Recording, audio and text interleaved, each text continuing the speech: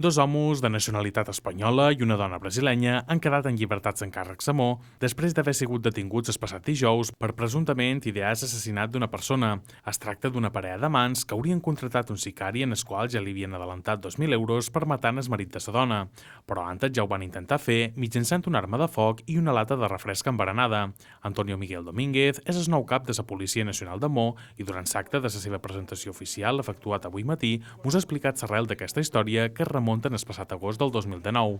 Nosotros tuvimos conocimiento porque el amante, por llamarlo de alguna manera, esta pareja, pues molestó a esta señora en el trabajo. Entonces la señora lo denunció, nos llamó y lo trajimos a él aquí a declarar y bueno, también declaró ella nos trajo la lata y al final se destapó que no era tal acoso. Él lo único que quería es que ella dejara a su marido, le dijera que era su amante y que lo dejara. I per això decía que la molestava, no? Però al final se destapó todo el complot. El jutjat d'instrucció nombre 2 de Mo, en funcions de guàrdia, ha acusat en els 3 detinguts d'entre 40 i 45 anys d'un delicte d'assassinat en grau de tentativa i els hi ha dictat la prohibició d'aproximació i comunicació, així com la retirada del seu passaport i l'impediment de sortir de Silla. D'altra banda, Domínguez ha promès que en aquesta nova etapa, com a màxim responsable de la Policia Nacional de Mo, s'incrementarà el nombre d'efectius en el carrer.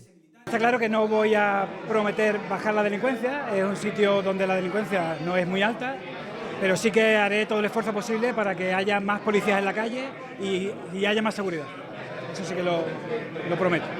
A més, en el dia d'avui també s'ha aprofitat per recordar que, segons els comptes del Ministeri de l'Interior, la tan esperada nova comissaria de Llevant preveu estar llesta cap al 2023, encara que Ramon Morell, delegat en funcions del govern a les Illes Balears, ha manifestat que intentaran escurçar dites previsions.